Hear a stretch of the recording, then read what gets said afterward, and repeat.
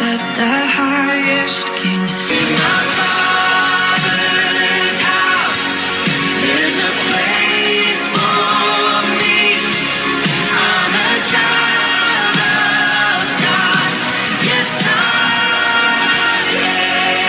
am.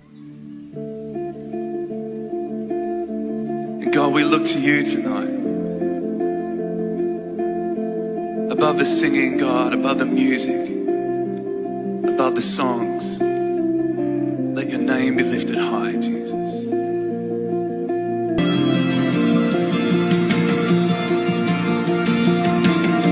Drench my soul as mercy and grace unfold. I hunger and thirst.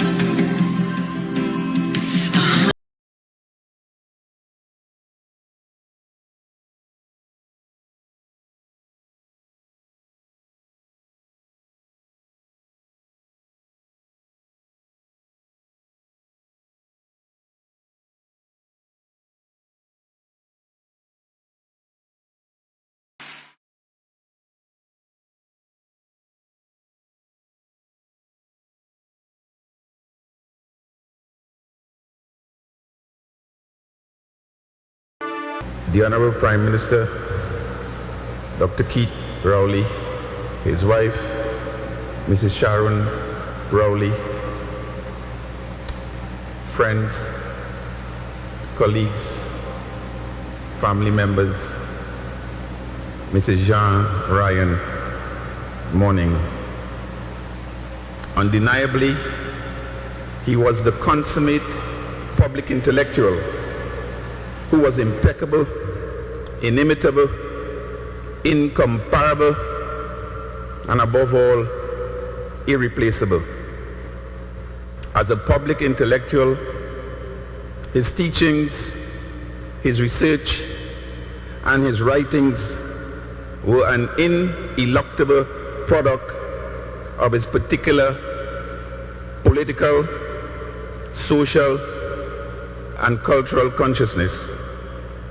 And that consciousness, as both a source of ideas and action, was itself a product of his time, a product of the peculiar or particular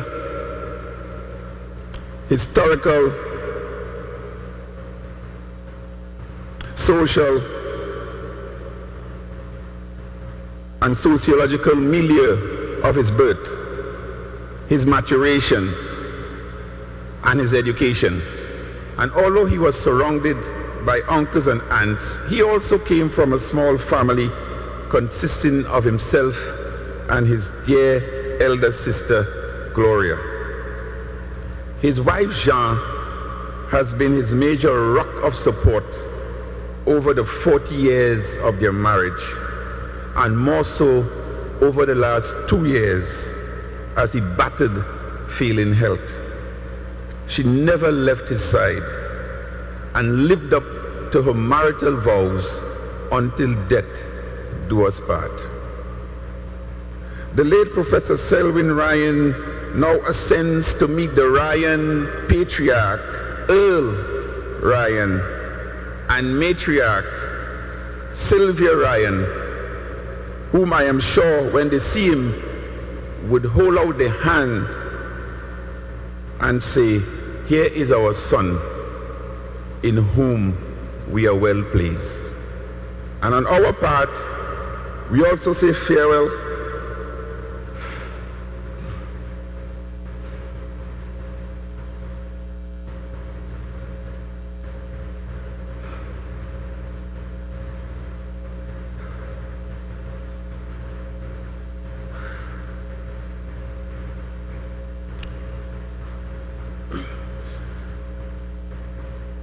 We also say farewell to our former director, mentor, scholar, political historian, political sociologist, political scientist,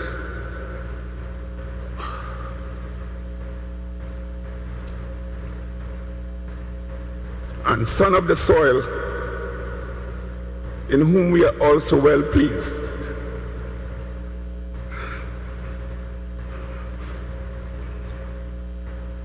May you rest in peace, Prof.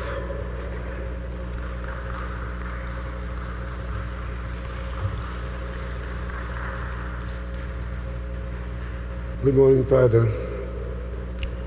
Good morning, celebrants.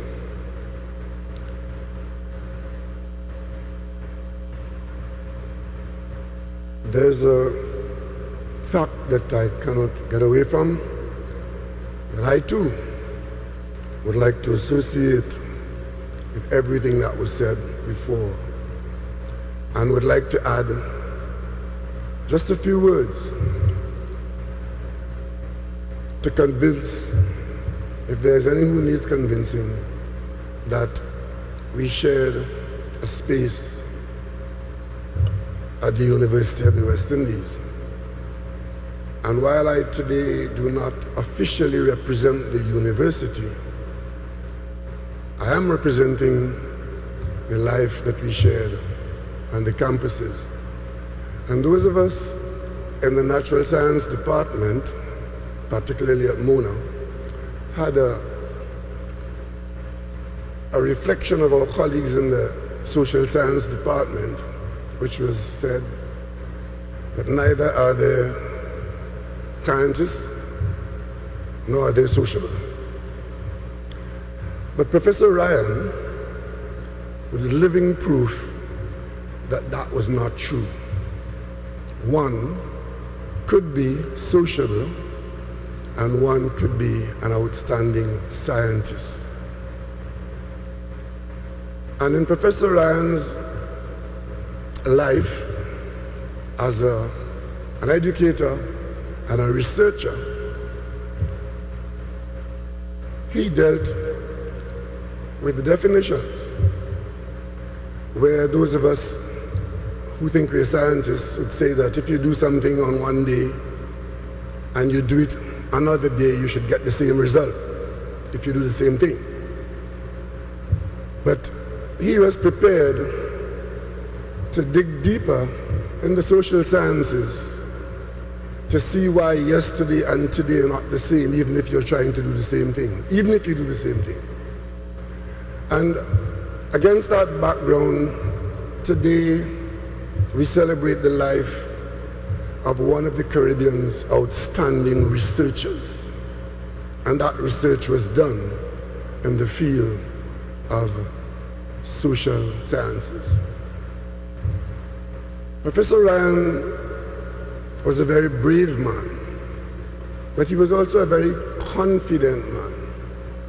Confident to take on some of the most delicate issues, especially in a place like Trinidad and Tobago. Issues that particularly had to do with race, religion, ethnicity, class, and be prepared to stand not on speculation, prejudice, bias, or any similar shortcoming, but to stand on the basis of the facts that he would have unearthed from his research. As a University of the West Indies researcher, he brought dignity and relevance to research in these areas. That quiet dignity of his personality allowed him to interact and to research and to find the facts from and about the little man to and about the big man. Professor Ryan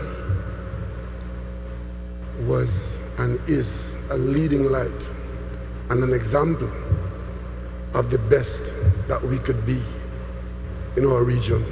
UWI, the people of Trinidad and Tobago, the people of Princestown, and the people of the Carnival Band where we play sailor, we are all very pleased to have known him, to have respected him, and to have been educated by him. It is very sad that very frequently we only pay attention to pulling down ourselves. But there are occasions when we should in fact celebrate and acknowledge that we should lift ourselves up on the work and the lives of our exemplary people like Professor Ryan.